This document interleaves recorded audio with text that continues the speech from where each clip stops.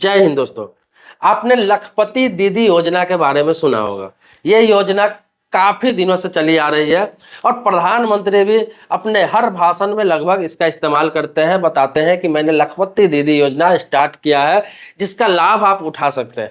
तो ये लखपति दीदी योजना है क्या, आखिर है क्या, इससे किन लोगों को फायदा मिलता है?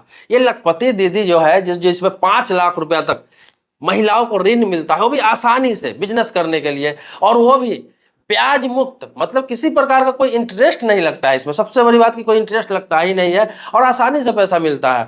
तो ये सरकार का ये कहना है, लेकिन ये मिलता कैसे है, कहाँ से मिलेगा, क्या करना होगा, पूरे वीडियो में आप बने रहिएगा। आज इसी के बारे में संक्षेप में आपको वीडियो बना के बताने जा रहा हूँ। आगे बढ़ने से पहले वीडियो को आप लाइक करेंगे और मन में कोई सवाल प्रश्न होगा, इस वीडियो से संबंधित कुछ पूछना होगा, कुछ जानना होगा, तो आप कमेंट बॉक्स में लिखेंगे। कुछ छूट जाएगा तो मैं उसमें क्लियर कर दूंगा। पहले आप पूरा वीडियो देखिए। आपके जानकारी के लिए बता दूं कि लखपति दीदी योजना जो है, इसका लाभ कोई भी व्यक्ति ले सकता है जिनका आय साल में 3 लाख रुपया से कम है। इस चीज को समझ लीजिए, मतलब 3 लाख रुपया से इनकम साल में कम है तो कोई भी महिला इस योजना का लाभ ले सकती है। और मेरे ख्याल से अपने देश में लगभग 80 से 90% महिलाओं का ऐसा होगा जिसका, मुझे नहीं लगता है कि साल में 3 लाख रुपए से ज्यादा इनकम उसका पारिवारिक आय होगा। तो उन लोगों सभी को फायदा मिलेगा। दूसरा क्या है कि वो महिला स्वयं सहायता समूह से जुड़ी हुई हो, मतलब स्वयं सहायता समूह से जुड़ी हुई हो, नहीं जुड़ी हुई हो तो जुड़ जाए, जिसे हम सेल्फ हेल्प ग्रुप कहते हैं।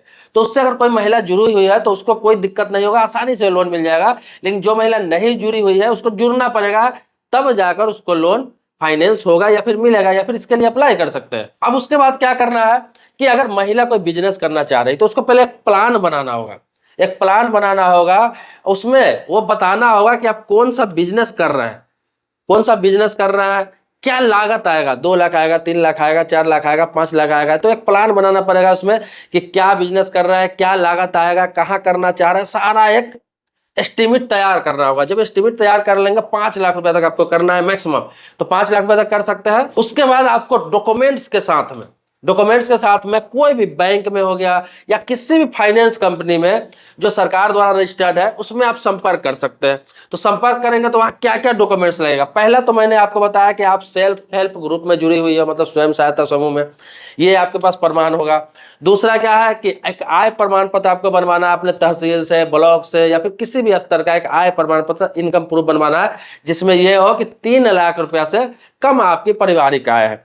उसके अलावा एक आधार कार्ड चाहिए आपका, आधार कार्ड तो सबके पास होता है। पैन कार्ड का कॉपी चाहिए जो सबके पास लगभग होता है। जाति प्रमाण पत्र चाहिए। बस यही इतना डॉक्यूमेंट्स आपके पास है तो फिर आप आसानी से अप्लाई कर सकती है किसी भी बैंक या किसी भी फाइनेंस कंपनी में। अप्लाई वहां पर करेंगे, वो जांच पड़ताल करेंगे, वो आपका बिजनेस एस्टिमेट देखेंगे, बिजनेस प्लान देखेंगे, डॉक्यूमेंट्स जांच करेंगे। उसके बाद क्या है कि आराम से फाइनेंस कर देंगे।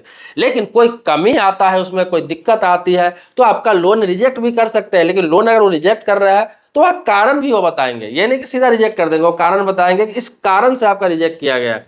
या तो आपका इनकम साल में फैमिली इनकम बहुत ज़्यादा है, या फिर आप पहले से कोई बड़ा बिजनेस कर रही हो, बहुत सारा कारण हो सकता है, कुछ भी कारण हो सकता है। अगर नहीं है तो फिर आसानी से आपको ये लोन मिल जाता है। तो अगर रिजेक्ट भी होता है तो बैंक या वित्तीय संस्थान आपको कारण जरूर बताएगा इस चीज पर। अगर वो कारण को आप ठीक कर लेते हैं या फिर लगता है कि नहीं ऐसी बात नहीं है, उसका प्रूफ जमा कर देते हैं, तो फिर आपका लोन मिल जाता है। आपके जानकारी के लिए बता दो कि अभी तक अपने देश में 1 करोड़ से भी ज्यादा महिलाओं को इस योजना का लाभ मिल चुका है और लाभ उठा रहे हैं। वो बिजनेस कर रहे हैं, व्यापार कर रहे हैं, उस पैसा का फायदा उठा रहे हैं और किसी प्रकार का कोई इंटरेस्ट भी उनको नहीं लग रहा है। अब ये तो आप जान गए कि कैसे लोन मिलेगा, कहाँ से मिलेगा, किनको मिलेगा, सब कुछ समझ गए और कितने लोग लाभ उठा रहे हैं। अब मैं आपको बताता हूं कि ये लोन आप तभी ले जब आपके पास एक बिजनेस प्लान हो। इस चीज को समझिए, ये लोन तभी ले जब आपके पास एक बिजनेस प्लान हो और वाकई आप बिजनेस करना चाहती है।